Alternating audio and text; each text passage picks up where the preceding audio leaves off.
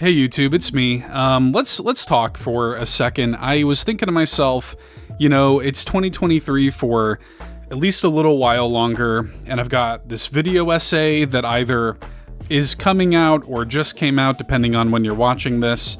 And I've got streams and stuff happening, but other than that, I've got no way to make the internet mad at me anymore for 2023, so I thought let's just get it in one last time with the tier list, baby. Let's do it. It has been a little while since I've done a tier list here on the channel.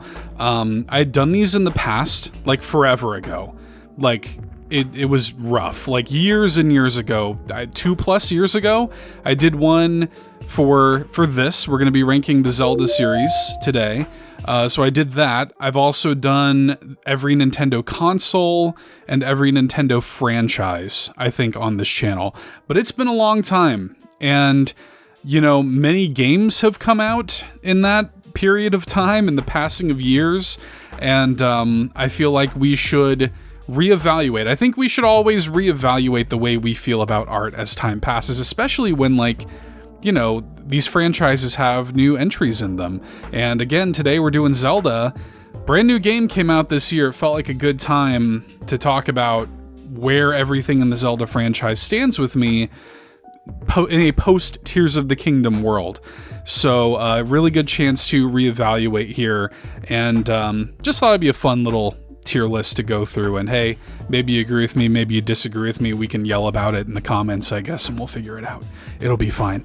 But okay, without any further ado, let's rank every mainline entry in the Legend of Zelda. Alright, so here we are. Hopefully this looks okay. It's always weird. We're using Tier Maker here, obviously, and I'll have a link in the video description if you want to make your own. This is somebody else's tier list that I found. I liked the way they laid this out, because this is the mainline series, so they weren't trying to get cute about it and put, like, the Tingle Rosie Rupee Land games or, like, the Philips CDI games in here like some people do. This is the mainline series here, and I will say, too, there are a couple things to note here. First of all, I'm going to try to rank these chronologically, just, in the order. I think I can suss that out in my own head and rank these chronologically versus the way that they're laid out here on the list. Also, I'm going to consider, with each entry, I'm going to be considering the totality of that game. So, for example, there is not, like, a separate entry for, like, Skyward Sword and Skyward Sword HD, right? There's not a separate entry for Link's Awakening, Link's Awakening DX, and Link's Awakening Switch, right? So we're just going to take each entry for everything it is. So Ocarina of Time, I'm going to be thinking about it in terms of also Ocarina of Time 3D, right? So you understand what I'm saying. We're going to go through this. I'm going to explain my thought process. For those who don't know me very well, maybe stumbled into this video. If that's you, I'm sorry. But the Legend of Zelda series is very, very important to me. It's my favorite video game franchise of all time. So I think it's important, especially just for me on a personal level, like when you love a series as much as I love Zelda, it's important to kind of go back and take a look at it and kind of see where you are. I feel like this is something I really honestly should do like once a year. I'm also realizing in this moment that hang on just a sec, I have to make sure my cursor is captured. I think it is, so that you guys can actually see what I'm doing here. Can you see this? Yeah, okay, cool, we're good. I am going to start with, of course, the original Legend of Zelda. And also, we've got S through F here, and that's all fine. I should also say, I don't think that there is, like, a bad, in quotes, Zelda game. So, even if I put something in F, that does not mean that I, like, hate it. It's just for the sake of ranking. Like, I think that even the worst Zelda game is still, like, a 7 out of 10. Like, this is why I love the series so much. So anyways, we'll get into it. Let's get started with the original Legend of Zelda, which inexplicably is here very far down the list. Like, Zelda 1 and 2 are actually the end of the list, but that's fine. I'm going to, just as a baseline, throw this in A. Again, maybe you don't know me. Hi, I'm Seth. The Legend of Zelda, the original Legend of Zelda on NES, like, that's my first memory of being a human. Like that game is very, very special to me. Now, I will say the game is like weird and obtuse and hard to play in 2023. I roll with that game and I turn it on and mess with it probably once a year. Really just for nostalgia, just for that quick little hit of dopamine. We all want it, right? We're all chasing it. But like, I turn that on and it is like a transportative game for me, right? I don't, and like just for that alone, I don't think I can throw it any lower than A. I also don't remember where I ranked everything when I did this before, but I'm pretty sure I wound up with this game in A there too. It's not S. I only have a few games in this series that I think are S. But I think A is where I'll put it. Again, like I don't even go back and play through this game anymore without like a guide in front of me. It's an NES game. It's kind of obtuse. It's kind of tough, but I'm always going to have a soft spot in my heart for it. Zelda 2, I think is probably going to be in B tier. I do really like this game. Actually, it's very weird, very different. It's so funny to consider a world where we would have got more games like Zelda 2. Zelda 2 is like, there's all this argument about, is the Legend of Zelda an RPG series? Is this Nintendo's like RPG series? Zelda 2 is an RPG. There are stats, there are quests, there are side quests. Like, inarguably, it is an RPG. So I find that kind of interesting. It's like, it's fun, it's challenging. I love just the encounters and like the way that you really have to like consider everything in Zelda 2. I'll never forget, as a kid, like the first time I encountered is his name just Horsehead? Is it just Horsehead? There's that Horsehead dude in the first dungeon in Zelda 2, and I remember like fighting him and just thinking it was so cool that you actually had to think about like your positioning to him, and you had to consider like where you were hitting him, and if you weren't doing it right, he would eventually just back you into the corner and there was just nothing you could do. That was so neat. I would argue that the things that people like about a series like Dark Souls, for example, can be found as far back as Zelda 2. So, yeah, gotta give Zelda 2 its props. And then I guess the next game in the series would be A Link to the Past, right? I mean, A Link to the Past also kind of has to be A, although this is going to be, how do I swap these? Yeah, I'll put it above the original NES game. I mean, this is an amazing game, no doubt about it. The vibes of A Link to the Past are immaculate. I'm also noticing here in this moment that they've also got the GBA version of A Link to the Past. I'm going to consider this, I assume what they mean is for this to be Four Swords, because that's where Four Swords is included, and then we got Four Swords Adventure right next to it. So I assume I'm going to treat this as a Four Swords entry and not a Link to the Past entry. Yeah, I mean, that game's amazing. I remember, if I'm not mistaken, this is like my biggest, like, I have two really big memories with A Link to the Past. The first one, I mean, just like everybody else, that opening sequence with like the rain, it's so moody and atmospheric and cool. But the character in the beginning of A Link to the Past, isn't it like your uncle? I think it's your uncle, and I remember when I was a kid, so like my uncle Aaron is the one who introduced me to this franchise, introduced me really to video games in general. And I remember feeling like the game like somehow knew that about me, like when your sort of mentor character in the beginning of the game that I think like dies or something, giving you like the sword at the beginning, is your uncle, I'm pretty sure. And I remember being like whoa, like feeling very weirdly connected in that moment, feeling like a weird kind of out of body experience. I don't know. I remember that. I also remember after you defeat, I don't know how everybody else pronounces it. I say it like Aghanim. And he like goes, after you defeat him, he goes back behind like a curtain. He kind of like phases into a curtain, and it took me, I did not know what I was supposed to do there. I was like, what? I was stuck for like a while, like embarrassingly long. And you know, I'm a kid, whatever, but you know, it turns out what you have to do is you have to like slash the curtains or whatever, and then you press on behind. It's like a secret door, and most people saw that and probably knew exactly what to do, but I didn't. I was a stupid kid. So anyways, Link to the Past, A tier, all day long.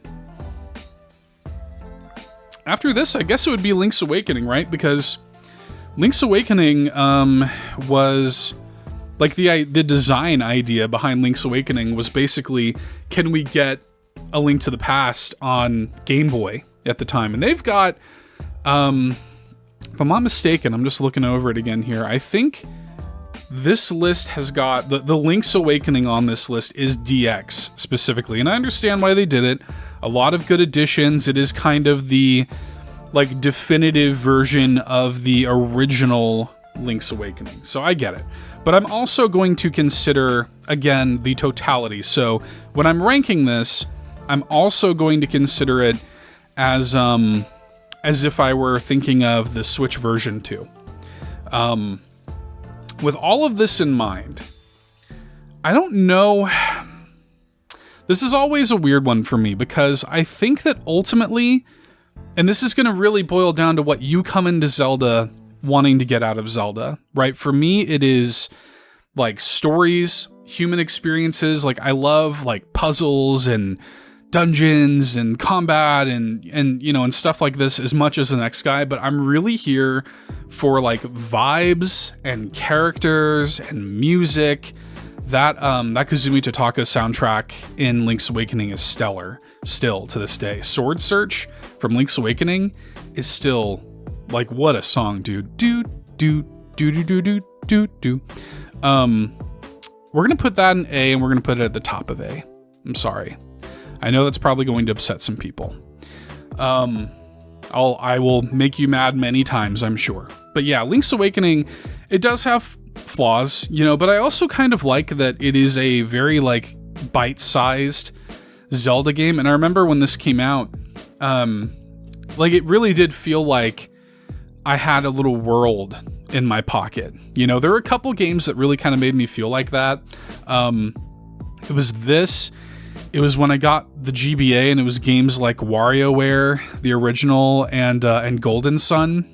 It really kind of made me feel like I had a whole like world in my pocket, and it was mine. And like growing up, I used to have to share my consoles for a long time anyway. I used to have to share my consoles with my sister.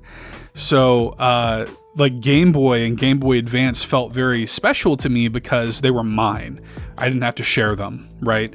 So family road trips and stuff like this. Like when I look at these kind of games, I'm thinking about being in the back of my Aunt Chris's car, eating McDonald's fries and passing it with my cousin Todd, passing the Game Boy back and forth and whatnot. So precious memories, a great story actually. Yeah, Link's Awakening's a good game. After this, I suppose we're at Ocarina of Time, right? Now this is where we're gonna piss some people off. Ocarina of Time for me, I'm gonna put it in B tier. I'm gonna put it above Zelda 2, and like, let me make myself clear here because I can already feel you going down to the comments section right now.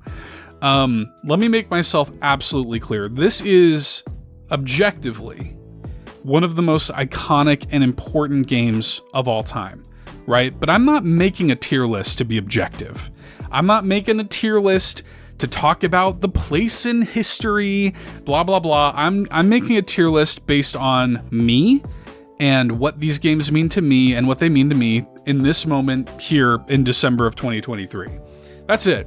So, like, if I'm talking about the importance of any of these games, then the original Zelda's S, Ocarina of Time is S, but I'm not talking about that. I'm talking about how I feel about them right here, right now.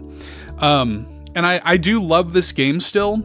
It does a lot of things right. Again, very important, very iconic. But when I go back to it, I find that, like, and this is not true of many of these other games, but with Ocarina of Time, and it could just be because of familiarity, because I've played the game so many times over the course of my life, like, when that game came out, I was like, I remember my friend Justin and I played this game so much, we're like, this is the greatest, like, there will never be a better game than this.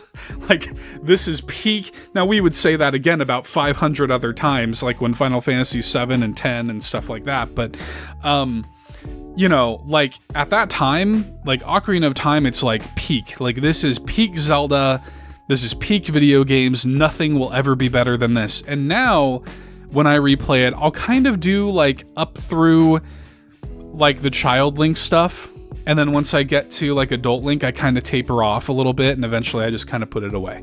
That's just where I'm at. And again, I love it, but I can't really justifiably put it in the A tier.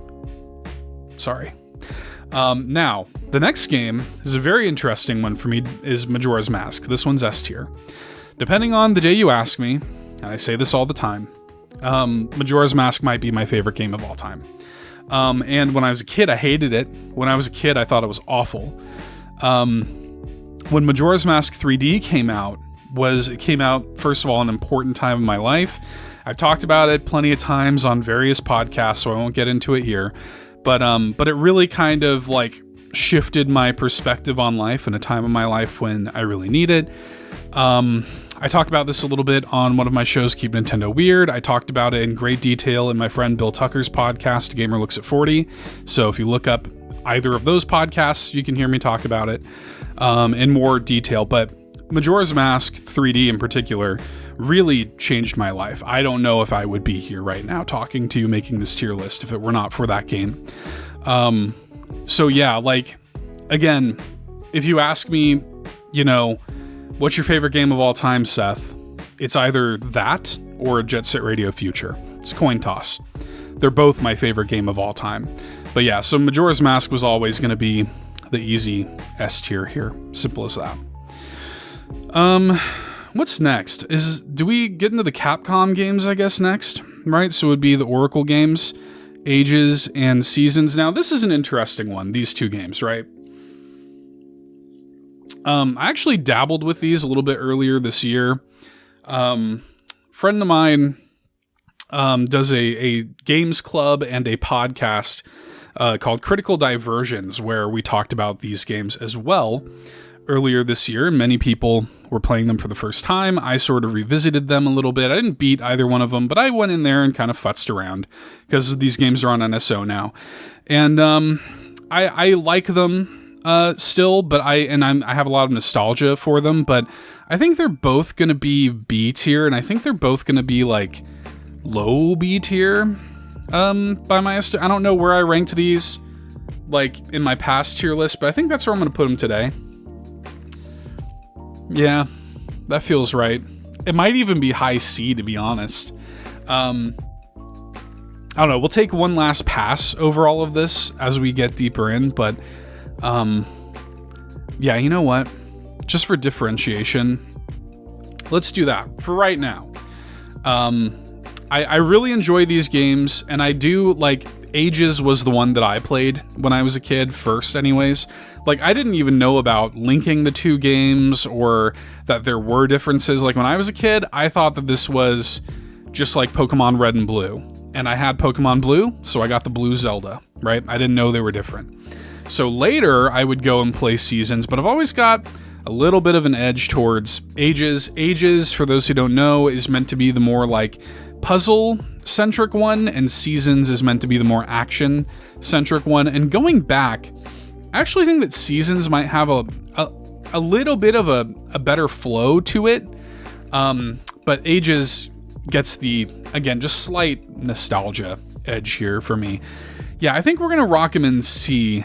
And again, I just want to be absolutely clear that when you're looking at this for me, you really have to look at it as, like, S is like a 10 out of 10, A is like a 9.5, B is like a 9, C is like a 8.5. You know what I mean? Like, it really is like that. Like, we're really splitting hairs. Something being in C tier for a Zelda game for me does not mean that it's, like, garbage. It means that it is, so like, again, even the F, you're going to be at a 7 or a 7.5 out of 10 for me. So I just want everybody to know that, because anyway.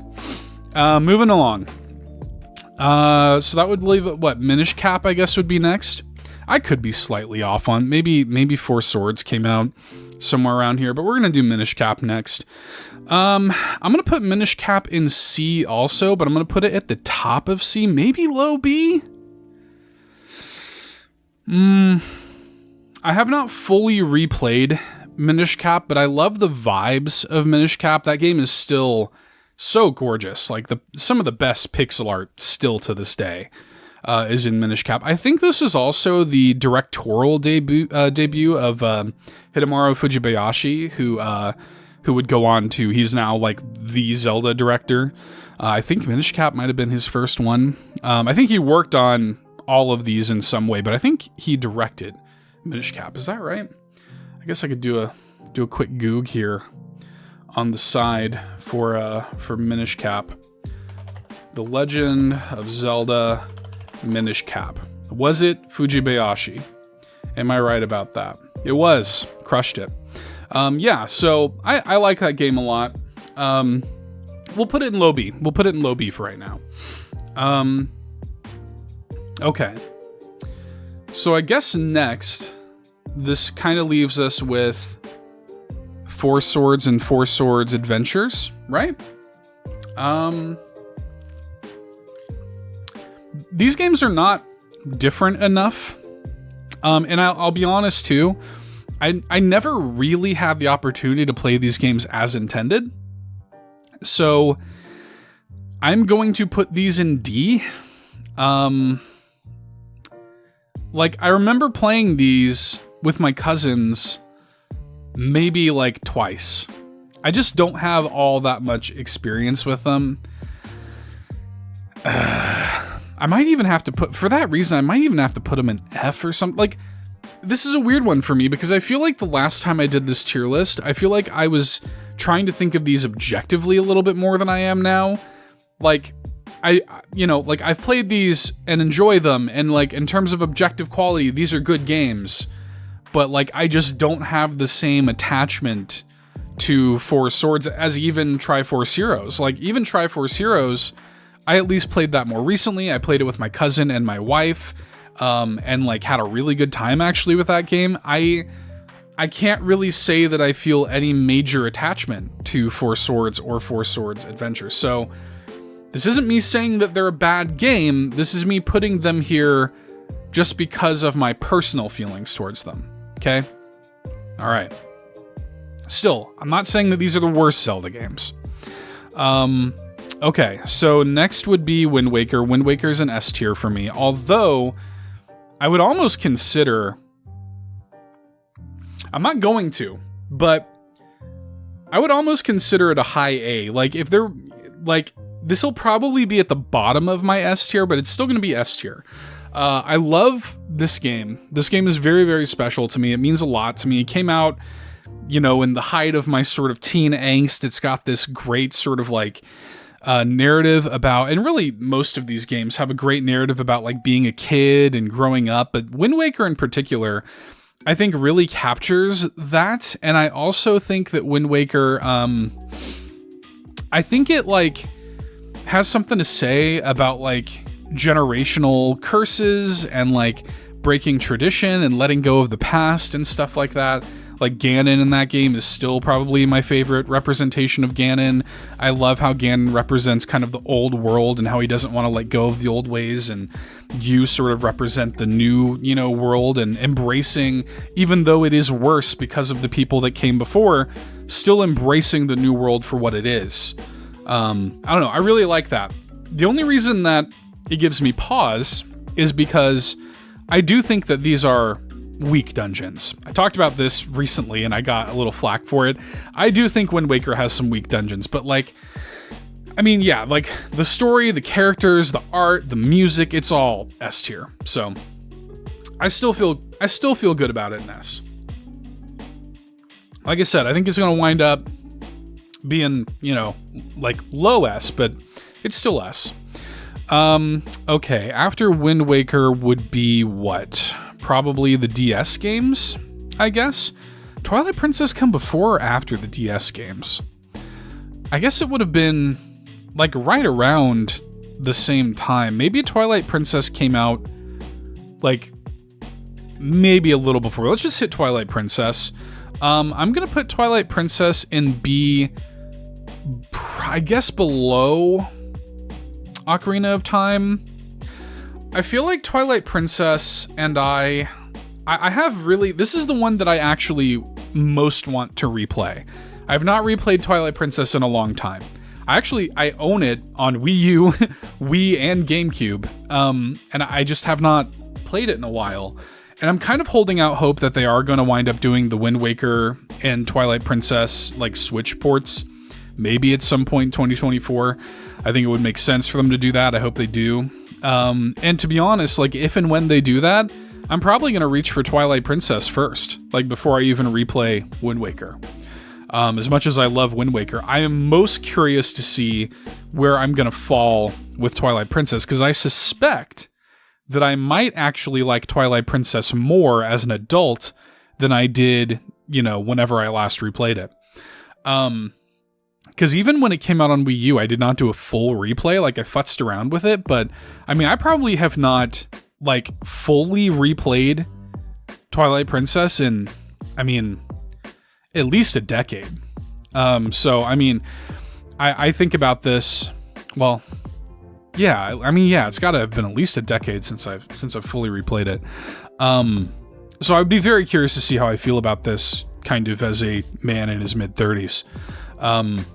But like, the things I do remember, I remember liking the sort of tone. The intro kind of sucks, but like, I like the tone of it. I like a lot of the dungeons. Some of the dungeons are kind of like weird and fun. Everybody talks about the Snow Peak ruins, but remember that dungeon that's like, it's got all like the air dungeon where you have like those weird birds that you use as like an item. Are they called like the Ukos or something like that? Or I remember like just weird quirky stuff like that. And I actually kind of liked Wolf Link. I think Zant is a cool character. I think that Midna is a cool character. So, I don't know. I'm going to put it in B. I'm not going to quite give it the beat over Ocarina of Time. I don't remember where I ranked this in my first tier rank, but that's kind of how I'm feeling about it now. And I am very, very curious to replay Twilight Princess in the modern day. I hope I get the chance to do that soon, Nintendo. Okay, let's do the DS games first. This one is pretty easy for me, and again, I like Phantom Hourglass. Like, I think Phantom Hourglass is actually, like, a really cool, for what it is, right? Like, Phantom Hourglass is a, like, really good representation of, like, how do we make Zelda translate to the DS, right? Like, I think that they did a good job of that. However, the structure of that game is where it kind of falls apart. Having to go back and redo that tower with Phantom Zelda, like, that was rough, man. I think I'm gonna give this, you know what I might do, actually? Let's do this. F is like my indifferent tier, because I feel like I'm ranking these, but let's call F a place of like indifference versus dislike. Because I don't dislike Phantom Hourglass, but much like the Four Swords games, I do feel a bit indifferent to it. Because as I'm sitting here doing this, I don't even know if I want to rank it above or below them. I guess I'll put it below, but like, it's not even necessarily me saying like, oh, this is the worst Zelda game. I'm just like a little indifferent to it. I do think that Spirit Tracks was a marked improvement, but I don't think it was enough of a marked improvement to elevate it to the C tier, if that makes sense. Like, I don't think it was, like, I do think it was an improvement, but I don't think it was like a massive improvement. But again, it's also been a long time since I've replayed either of these, so maybe my opinion will have changed. I don't know. Okay, what's next? Next would be, I guess, Skyward Sword, right? I guess it would be Skyward Sword. I'm actually going to put Skyward Sword, and this is, again, including the HD version, and I have, you know, some of these games have the benefit of me having replayed them a lot more recently. So with all of that in mind, I'm going to put Skyward Sword at the bottom of the A tier. It's not quite original Zelda for me, and I'm, you know, like even now I feel a little bit dirty putting it like in the same air as those games. I do really like Skyward Sword. You know what? No, we're gonna put it at the top of the B tier. Okay, how's that? Here's the deal. I do really like Skyward Sword, and Skyward Sword HD was really fun. I really enjoyed replaying it. They made that game way more playable, you know. And I love the motion controls, actually. Like, I really love the motion controls. God. I'm so torn between low A and high B with this. I'm gonna keep it here, but again, I reserve the right, as after we finish, I might shift some things around. I'm so torn between low A and high B with this one. I really like the sort of smaller, contextualized, like, spaces in Skyward Sword. Like, this was obviously the last one that we would get, the last 3D Zelda we would get, obviously, before we got the big open, the open air Zelda games, which I do love. You're gonna see how much I love them very soon. But, like, I always felt like there was a bit of a wall of glass between me and Skyward Sword. Like, because your time is split so mechanically between the air and the land, like, it felt like I was playing levels rather than, like, instead of it feeling like a big interconnected world, it felt like time for me to go, you know, I'm in the sky now. This is the sky level. This is my hub, right? And now it's time for me to go down, oh, that's where the grass level is. That's where the desert level is, right? Like, I don't know if that makes sense at all, but that's always the vibe that I felt. Like, I always felt like there was a bit of a wall of glass between me and, like, connecting with that world. There's also a couple of annoying, like, bits in the story. But with that being said, I think that Skyward Sword has maybe the best dungeons of the entire series. I love the music. I really love the characterization of Zelda and Link, and I love Groose even. You know, like, I really do love that game. I love the motion controls. Even when it came out on Switch, I played it with motion controls. I love Skyward Sword. But again, like, I think it's got to land at high B just because, like, there was that little bit of a wall of glass between me and it. So, I don't know. I think that's where we're going to put it. But again, we're going to look at this at the end. So now we're going to do Link Between Worlds. This is an S tier. Link Between Worlds, for my money, is better than A Link to the Past, and actually, like, considerably better. Now, here's the deal. Before you go down into the comments and tell me how wrong I am about that. This game is a sequel to A Link to the Past. In fact, like, in Japan, I think this was literally called A Link to the Past 2. Because, like, in Japan, they're way more, you know, accepting of stuff like this than we babies in America are. But, like, this game, I thought, really brilliantly took both for people who were very familiar with the layout and structure of A Link to the Past, they took it and they kind of flipped it on its ear a little bit. They said, that familiarity you have, well, actually, you're not as familiar with it as you think. It doesn't feel like we have A Link to the Past at home. It is, hey, like, you know this map and this layout of the world of A Link to the Past. You engaged with it as a kid. You know this so well. But what if we added a new dimension to it? What if we added another layer to it? What if we let you take any item you wanted, tackle any of the dungeons in any order that you want, and totally break this thing that you are completely familiar with? I think it's brilliant. I think it's like a titan of video game design. I think it's immaculate. I really love that game. S tier. Triforce Heroes, I kind of alluded to this earlier. I think that this is like, again, if we're trying to weigh these things objectively, like, this is probably one of the worst Zelda games on an objective scale, right? But again, like, I still have a fondness for it because of, everything I kind of mentioned earlier. Like, I played this with my cousin and my wife. Like, I'm still going to put it at the bottom. I guess I'm going to put it above 4. Like, I don't know if it quite elevates like that far above these other ones. But, like, it's still not, you know, like, none of these are bad. I still really enjoyed myself playing this game.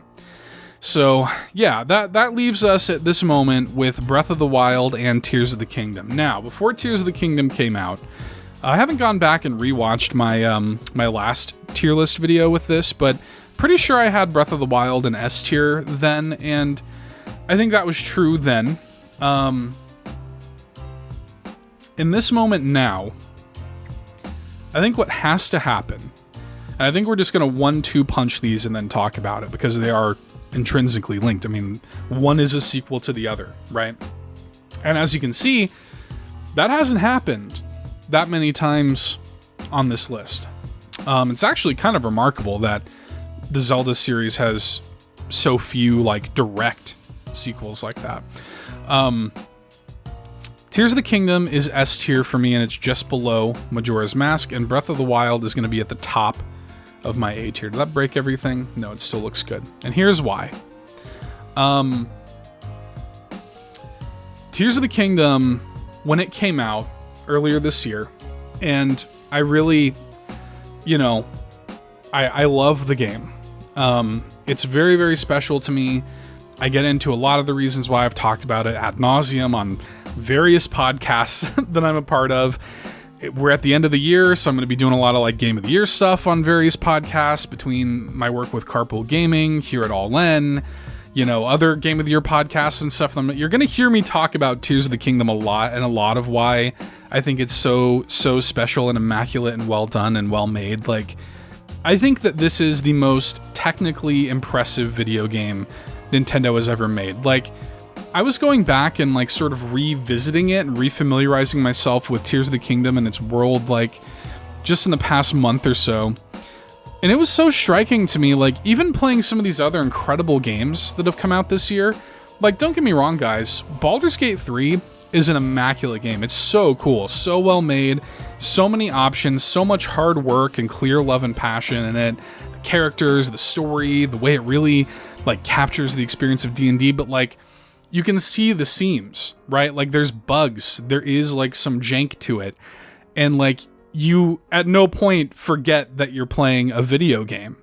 Tears of the Kingdom, like, has... And Breath of the Wild, I think, did this too, but Tears of the Kingdom even more so, really created this, like, world. This is not... It doesn't even feel like you're playing a game anymore. At least it doesn't for me. Like, it's... Like, I'm never taken out of the experience of, like, just existing in that world. Now, is it perfect? No. Like, I have issues with it. I think that the combat in Tears of the Kingdom and Breath of the Wild needs, like, an overhaul. Like, in the next game that they do, I think they need to, like, seriously rework the combat. But, like, you know, and yes, like, it isn't literally perfect technically. There are bugs, for sure, of course. And yes, like... it will occasionally dip below 30 frames or whatever, but, like, the fact that that game is as polished and well made as it is on the Nintendo Switch is buck wild. And an immaculate achievement that I think, like, again, like, it's the kind of thing that I really want to celebrate with video games. It's the kind of thing that I think, like, kind of goes undersung, like, the illusion of this art. Like, this art allowed me to escape to another place, and that illusion was basically never broken over the course of the some 200 hours I spent in there, right? The only reason that I don't also put Breath of the Wild in S tier is because Tears of the Kingdom has, for me anyway, made Breath of the Wild a little bit hard to go back to, because in comparison, Tears of the Kingdom has really... sort of taken everything that was great about Breath of the Wild and accentuated it, and taken many of the bad things about Breath of the Wild and removed them. And the more I evaluate Breath of the Wild critically, it's like, okay, like, you know, the Blight Ganons kind of suck. It's kind of stupid. Final confrontation, a little mid, right? I have more complaints with Breath of the Wild than I would Tears of the Kingdom, but it was still an incredibly special and important game. And it still has that magic that Tears of the Kingdom maintains, but just Tears of the Kingdom just took that to such a higher echelon that, like, I don't know, like it's impossible to ignore, right? Okay. I feel like I've explained myself fairly well. Let's go through this. Let's take a look at this one last time.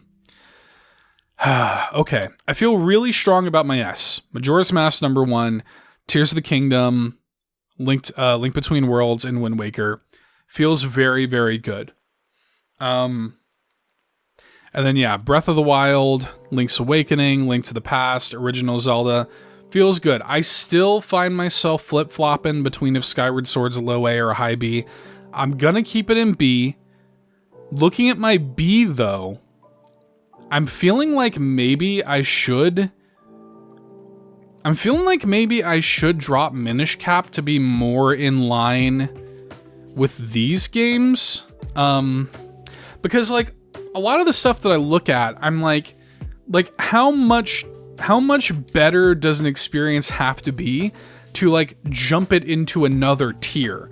Like, we're talking about, I mean, the differences between the way I feel about many of these games is so slight, that, like, the differences have to be, like, fairly major to put them in another echelon, right?